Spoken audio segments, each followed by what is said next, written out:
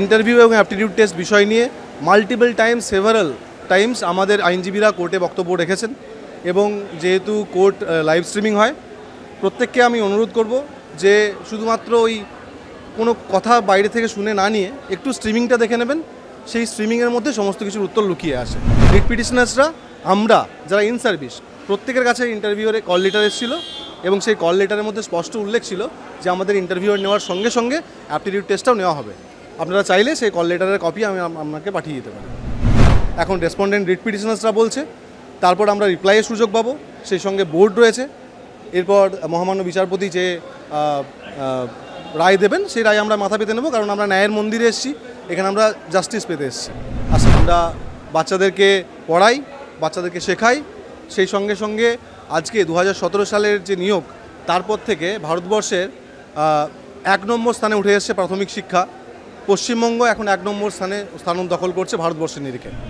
দাদা, একেবারেই এসএসসি কিন্তু যে চিত্র দেখতে পেলাম তার পিছনেই একেবারে প্রাইমারি বলা যেতে পারে। প্রাইমারি নিয়েও এখন একাধিক জলঘোলা হচ্ছে, একাধিক প্রশ্ন উঠছে, একাধিক প্রশ্নের উত্তর এখনও পাওয়া যায়নি।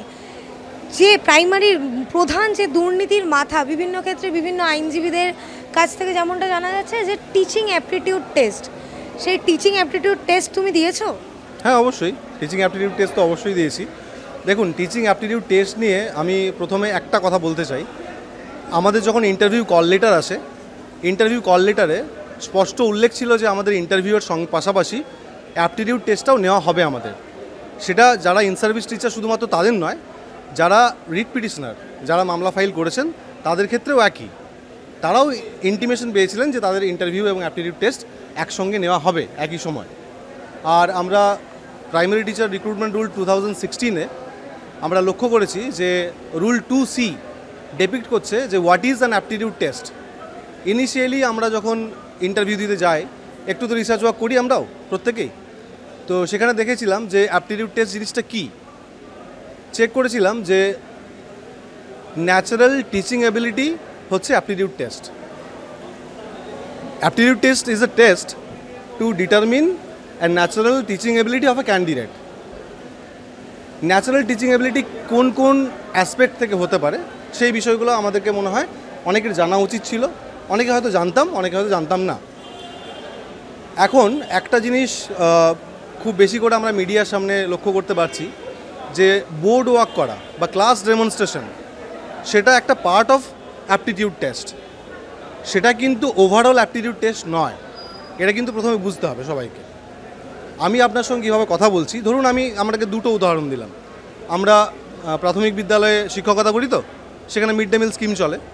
একটা বাচ্চা সে থালায় খাবারটা নিয়ে সঠিকভাবে খেতে পারে না, সে খাবারটা ছড়িয়ে খায় চারিদিকে।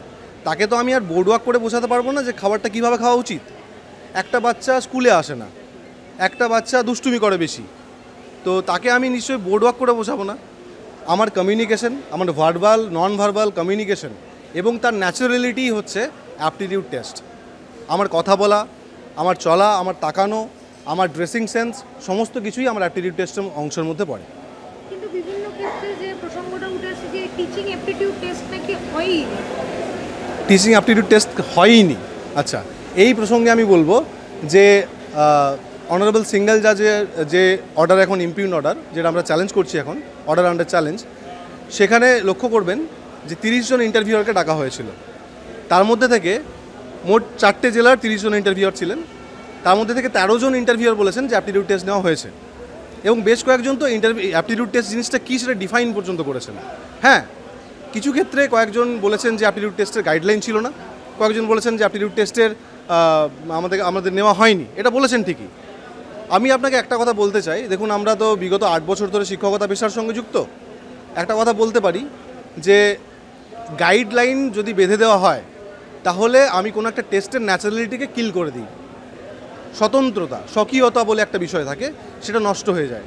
আমি যদি আপনাকে বলি যে আপনি ঠিক এইভাবে পড়ান, তাহলে আপনার মধ্যে যে স্বতঃস্ফূর্ত, আর আমি এখানে একটা বিষয় কোট করতে চাইবো যে যেরকম পোয়েট্রির ক্ষেত্রে আমরা বলি যে poetry is a powerful overflow of spontaneous overflow of powerful feelings.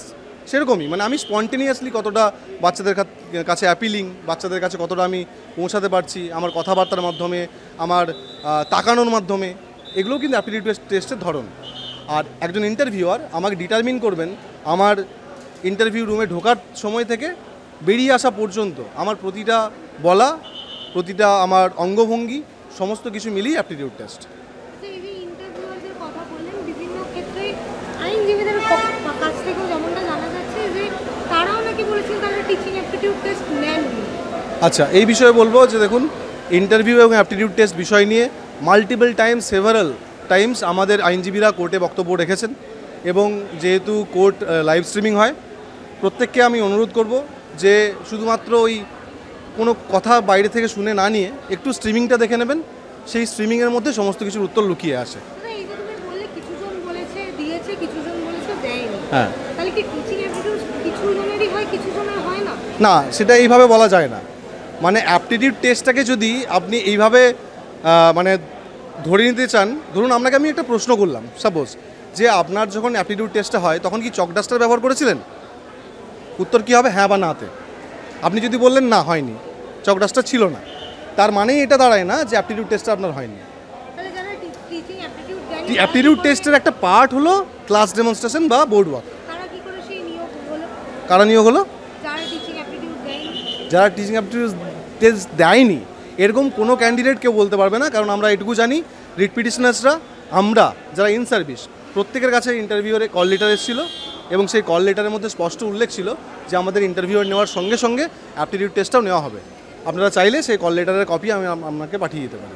আচ্ছা, কেউ বলছে 17টা, আবার কেউ বলছে 11টা অবৈধ প্যানেল আছে।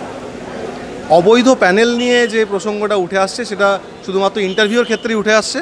আমরা দেখতে পাচ্ছি যে বিভিন্ন নিউজ চ্যানেলে বিভিন্ন জন তাদের বক্তব্য রাখছেন, সেটা কোর্টের বিষয়।